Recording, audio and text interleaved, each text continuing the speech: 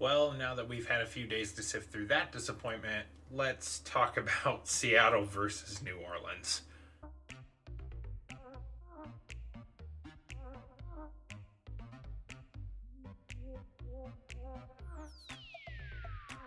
Hi, guys. My name is Zach, and welcome back to Zach Talks Hawks. This is the place where we talk Seahawk football, whether it's good or whether it's whatever we saw on Monday night versus the New Orleans Saints.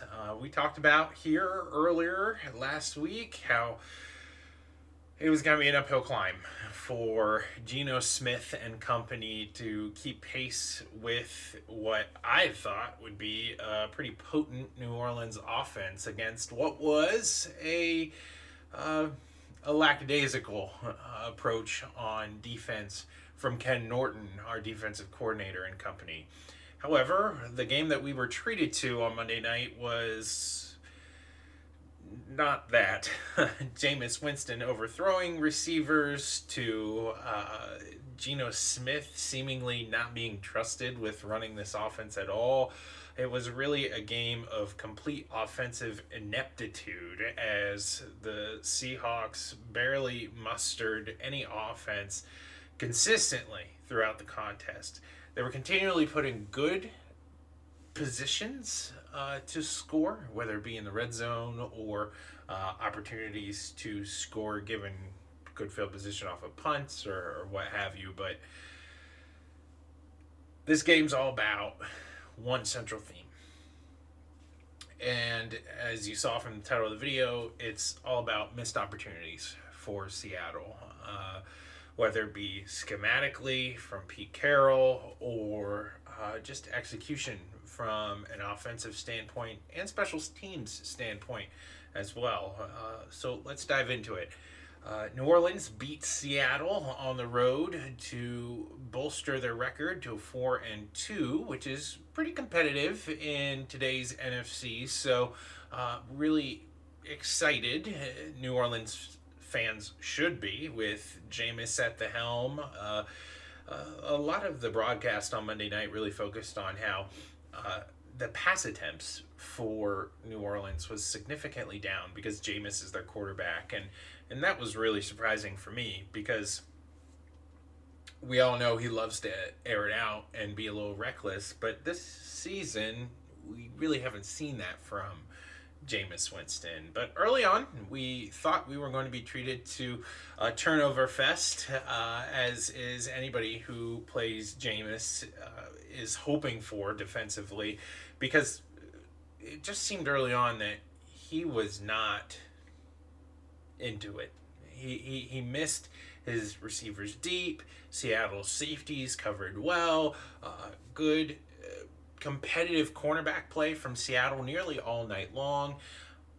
Really shaped the first quarter in such a way where defensively, which I thought was going to be a failure for Seattle this week, really stepped up in a big way and put the ball in our offense's court. And in the very beginning of the game, we were treated to what could be when Geno is trusted with this offense schematically. An 84-yard touchdown pass between him and DK Metcalf proved to be the longest touchdown pass in quite some time for Seattle, dating back to, well, the Matt Hasselbeck era, as he was inducted into the Ring of Honor this week. But this game isn't about Matt Hasselbeck, just as next week isn't about Mike Holmgren as he's inducted into the Ring of Honor versus the Jaguars. This is all about what could have been. You see, I saw a team last week that was locked in defensively. They really came to play and matched up well against some talented stars on New Orleans' offensive front. Alvin Kamara got his yards as we thought he would, especially in the passing game as an extension of the run. But really, up the middle, Seattle contained really well. To the outside, Carlos Dunlap and company did their job. They kept Kamara kind of hemmed in. They weren't really bludgeoned like they were when they played Derrick Henry. And so what's left to be had for Seattle? Well, 4 quarters of a really long, boring contest where the offense, outside of one electric play from Geno Smith, just really couldn't get things going. It's very clear now that we've had a few days to really digest what has happened that Pete Carroll still has his thumb on this offense. Shane Waldron, the offensive coordinator, is just there as a hire to spice things up every now and again. But you can really tell when Waldron's calling the offense, where there's lots of motion and there's jet sweeps and there's different layered play action pass plays. Russ said in the offseason, it's very complex and all these weapons are touching the ball, and we've seen glimpses of that. But then we also see stretches like we saw Monday night where for some reason Seattle decides we're going to run the ball 11 times in a row. And we're going to run the ball and not trust Geno Smith. Look, the broadcasters were talking about it all night long. You have weapons like Tyler Lockett and DK Metcalf on the outside. Use them. And if you're not using them, then you don't trust your backup quarterback to do what your backup quarterback's supposed to do. The appeal of Geno Smith is that he's been around a long time. He knows what to do and what not to do. It's just his experience.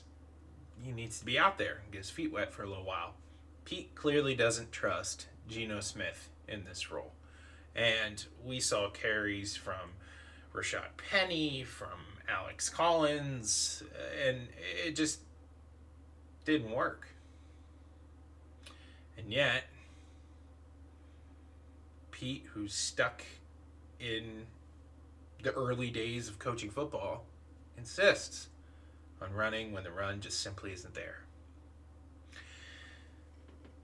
So, missed opportunity schematically all night long for Seattle. If you watch the Manning cast, you could tell that Peyton Manning was really frustrated because it's just dumb football that's happening right in front of our eyes. You don't just run it and give up on one completely vital and at times vibrant part of your offense simply because Russell Wilson isn't playing.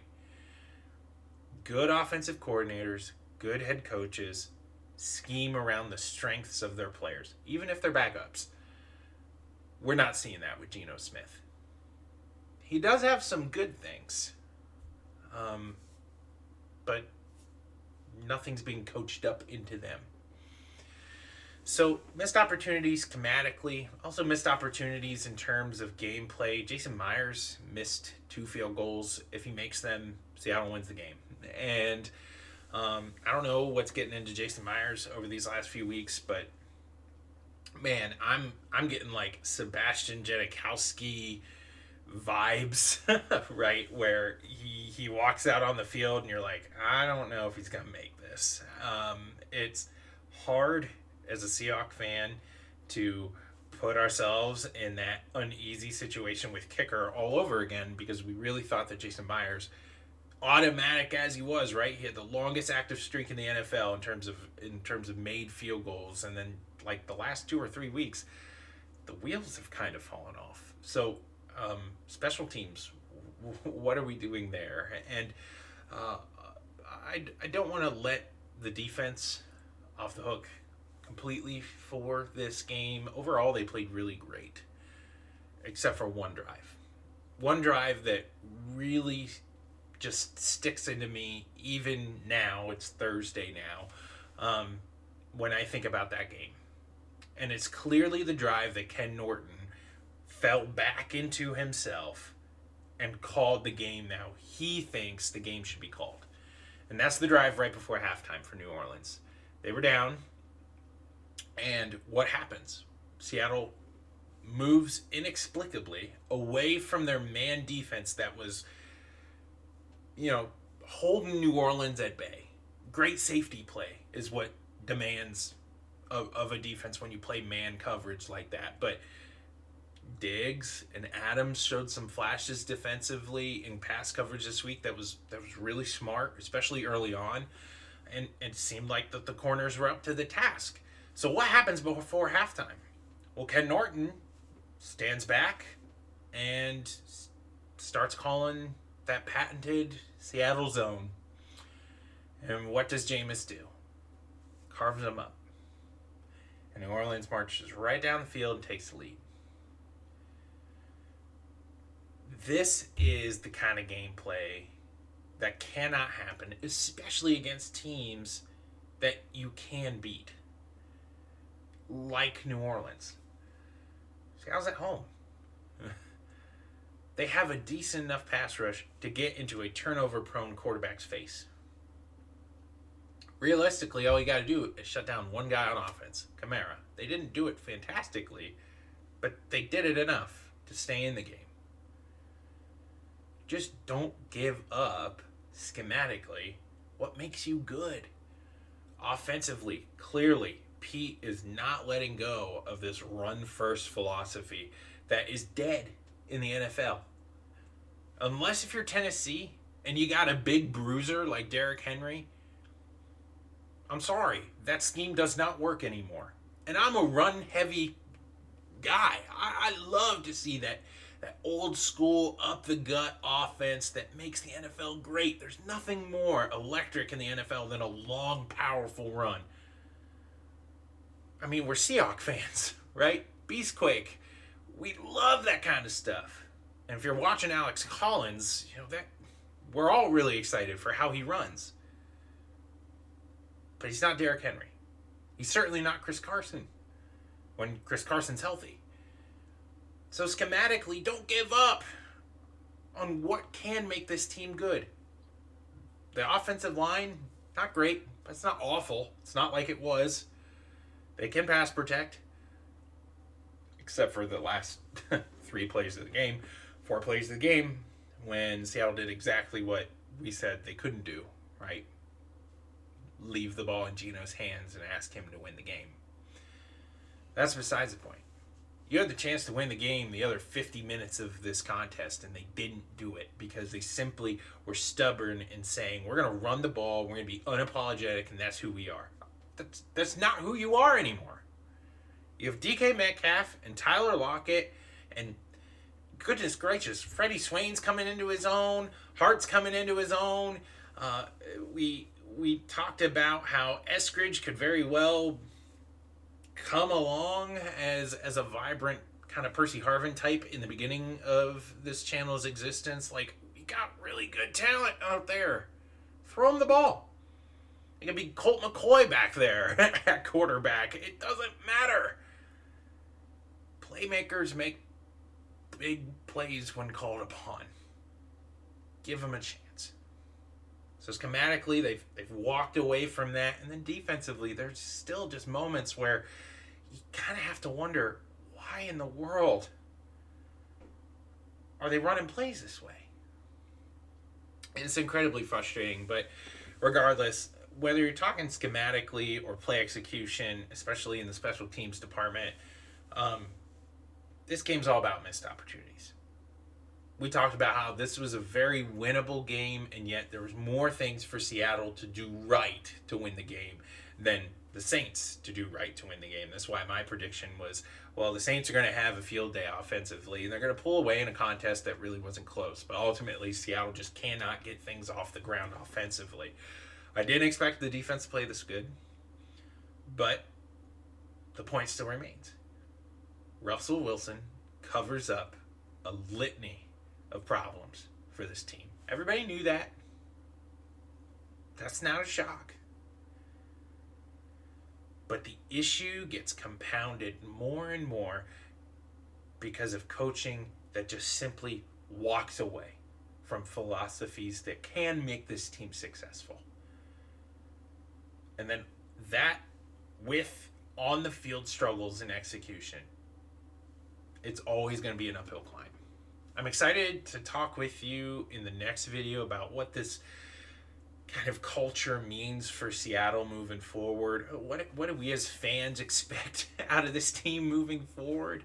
I'm really excited to make those videos and to share my thoughts with you and to hear your thoughts as well. So tell me what you think down in the comments. What made this game, one, unbearable to watch, and two, what led to Seattle's downfall on Monday night? They're looking up from the bottom now. So what's gonna take for Seattle to claw their way back and possibly fight for an expanded playoff spot as Russell Wilson returns in the distant future? Before then, we got to worry about Jacksonville, and I'm excited to talk about that with you in the next video real soon. In the meantime, keep talking Hawks. Don't forget to like, comment, and subscribe, please. Enjoy our conversations in the comments. This is where communities are made, and I cannot wait to keep talking Hawks with you real soon.